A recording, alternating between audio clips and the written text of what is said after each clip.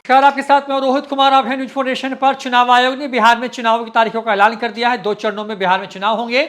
चुनावी नतीजे जो हैं 14 नवंबर को आने हैं। 6 और 11 तारीख को बिहार के लोग करीब 7.5 करोड़ लोग वोट डालने वाले हैं। चुनावों की तारीखों का ऐलान होते ही पहला ओपिनियन पोल भी सामने आ गया। दरअसल इस ओपिनियन पोल से कई लोगों की नींदें उड़ने वाली हैं, तो कई लोगों की बल्ले बल्ले हो सकती है। दरअसल जैसे चुनावों की तारीखों का ऐलान होता है तो अलग अलग जो एजेंसियां हैं जो किस तरह का सर्वे करती हैं वो ओपिनियन पोल लेकर के आती हैं। तो ऐसे में जो ओपिनियन पोल आया है, पहला ओपिनियन पोल है, वो ओपिनियन पोल जो है कहीं ना कहीं तेजस्वी यादव की टेंशन बढ़ाने वाला है। वो इसलिए क्योंकि इस ओपिनियन पोल में जो फिगर आया है उस फिगर को देखेंगे तो आप समझ पाएंगे कि शायद अगर ये रिजल्ट में आ जाए, मतलब जब क्योंकि अभी तो प्रचार होगा, प्रत्याशी के नाम का ऐलान होगा, प्रचार होगा, उसके बाद वोट डाले जाएंगे और फिर 14 नवंबर को चुनाव की घोषणा होगी, रिजल्ट की घोषणा होगी। तो अगर यही फिगर कंटिन्यू कर गया तो समझिए कि आंधी आने वाली है बिहार में एनडीए की।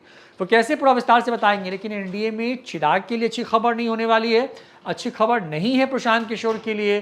तेजस्वी यादव का सपना भी चकनाचूर हो सकता है। ये न्यूज फाउंडेशन का दावा नहीं है, बल्कि इस ओपिनियन पोल का दावा है जो कि अभी अभी आया है। दरअसल ओपिनियन पोल चुनाव के तारीखों का ऐलान होने के जस्ट बाद, यानी कि तुरंत बाद आया है। ये ओपिनियन पोल किया है IANS, एक न्यूज एजेंसी है, उसकी तरफ से, और मैट्रिज नाम की एक जो संस्था है जो कि इस तरह का सर्वे करती है, उसकी तरफ से। अब देखिए, ओपिनियन पोल 2025 का है, कुछ देर पहले का ये ओपिनियन पोल है। पार्टी वाइज बताएंगे कितने पर वो संभावित तौर पर चुनाव लड़ सकती है और कितनी सीटें वो जीत सकती है। इन तमाम चीजों पर विस्तार से कहीं बताएंगे आपको। तो बीजेपी 100 से ऊपर सीटों पर चुनाव लड़ने वाली है इस बार, ऐसा अनुमान है। 80 से 85 सीटें ओपिनियन पोल के हिसाब से चुनाव इसमें आ सकता है। लगभग उसी टैली पर बीजेपी रहेगी जिस टैली पर 2020 के विधानसभा चुनाव में बीजेपी थी, 70+ पर। यह दिख रहा है इसमें। जनता दल यूनाइटेड यानी नीतीश कुमार की जेडीयू फिर से नंबर 2 की भाई पर वाली जगह पर रहेगी। हालांकि चर्चा यह है कि जदयू बीजेपी से ज्यादा सीटों पर चुनाव लड़ने वाली है, लेकिन जेडीयू जो है 60 से 65 के फिगर पर ही रह पाएगी। हिंदुस्तानी अवाम मोर्चा, जीतन राम मांझी की पार्टी, उनका फिगर 3 से 6 रह सकता है। अनुमान है कि वो 8-9 सीटों पर ही चुनाव उनकी पार्टी लड़ेगी। लोक जनशक्ति पार्टी, ये चिराग पासवान वाली पार्टी है, अनुमान है कि वो 25+ पे चुनाव लड़ने वाले हैं। और सीटें कितनी आती हुई दिख रही हैं, 4 से 6। पिछले बार भी चिराग पासवान ने निर्दलीय बिहार में चुनाव लड़ा था, लेकिन जीते एक, बाद में वो भी साथ छोड़ करके चले गए थे। तो ये जो लोजपा है उसकी बात करें तो लोजपा के लिए जो है 4 से 6 सीटें आ सकती हैं। अब एनडीए के खेमे में राष्ट्रीय लोक मोर्चा है, उपेंद्र कुशवाहा की पार्टी है, RLM, उसको 1 से 2 सीटें आ सकती हैं। अनुमान ये है कि वो चुनाव लड़ने वाले हैं, उनकी पार्टी को जो सीटें मिलने वाली हैं, अनुमान है ये सब अभी, वो 4 से 5 सीटें हो सकती हैं। तो 1 से 2 पर वो आ सकते हैं। अब ये पूरी बात हो गई यहाँ तक में एनडीए खेमा का। फाइनल फिगर पे बाद में आएंगे। अब आरजेडी यानी महागठबंधन से शुरुआत करते हैं। तो आरजेडी को 60 से 65 सीटें तेजस्वी यादव की अगुवाई में जो चुनाव लड़ा जा रहा है उस पर आने की संभावना है।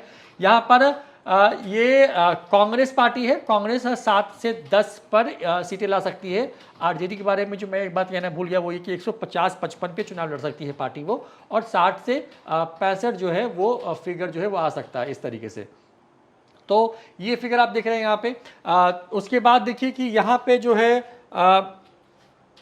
यहाँ पे फिर से दिखाते हैं आपको। तो यहाँ पे जो है CPI-ML, CPI-M, CPI-ML, जो ये तमाम जो पार्टियां हैं जो लेफ्ट की तो तीनों विंग्स हैं वो चुनाव लड़ सकते। उसको मतलब भारतीय कम्युनिस्ट पार्टी लिबरेशन को 6 से 9 आ सकता है, भारतीय कम्युनिस्ट पार्टी को 0 से 1 आ सकता है, और भारतीय कम्युनिस्ट पार्टी मार्क्सवादी को 0 से 1 आ सकता है। पिछले बार के मुकाबले बहुत खराब परफॉर्मेंस आप कह सकते हैं इसको। पिछले बार ये 19 पे फिगर था, ये फिगर भी बेहतर था। ये तमाम चीज़ें वैसी हैं।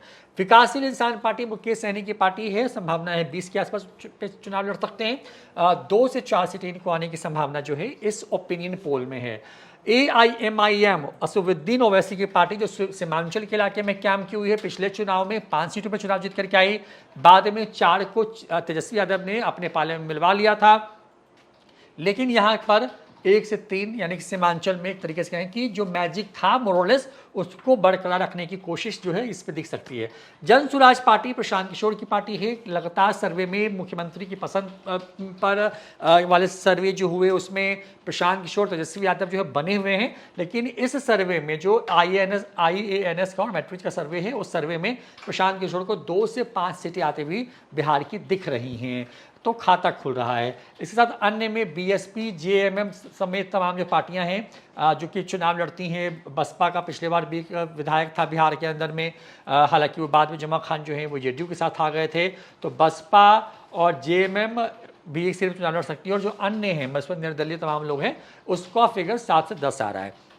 ये ओवरऑल सर्वे है।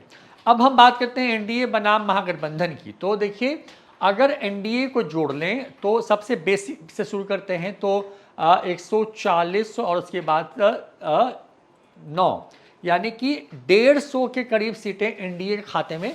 इस फिगर पे जब आप पूरा जाएंगे, इस पूरे फिगर पे जाएंगे तो यहाँ से ये मिनिमम 149 का फिगर आता है यहाँ पे, और मैक्सिमम जो है, थोड़ा स्क्रीन को और बड़ा किया है तो मैक्सिमम जो फिगर आता है वो फिगर जो है आपको यहाँ पे आता हुआ दिखाई देगा, जो है कि वो करीब करीब 160-70 तक जा सकता है। ये मिनिमम जो मैक्सिमम का है, ये NDA का इस सर्वे के हिसाब से जो चीज़ें हैं वो हैं। अब इसके साथ साथ अगर देखें तो यहाँ पर महागठबंधन की बात कर ले तो महागठबंधन जो है वो डबल डिजिट में ही रहने वाली है, वो ट्रिपल डिजिट पर नहीं जा पाएगी। ओवरऑल सब कुछ जोड़ जाड़ दें तो जो फिगर निकल के सामने आ रहा है उसके हिसाब से करीब करीब 80 के आसपास में महागठबंधन हो सकता है, यानी कि जो 2020 के चुनावी नतीजे थे उससे बहुत अलग। ये सर्वे न्यूज फाउंडेशन का नहीं है, हम बार बार कह रहे हैं आपको, ये सर्वे IANS न्यूज एजेंसी और मैट्रिक्स का है। सर्वे में महागठबंधन की हार और NDA की आंधी दिखाई गई। ये पहला ओपिनियन पोल है जो कि चुनाव की तारीखों के ऐलान के तुरंत बाद आया है। कई और सर्वेज भी आएंगे, न्यूज फाउंडेशन का भी सर्वे आएगा, सब कुछ बताएंगे धीरे धीरे करके।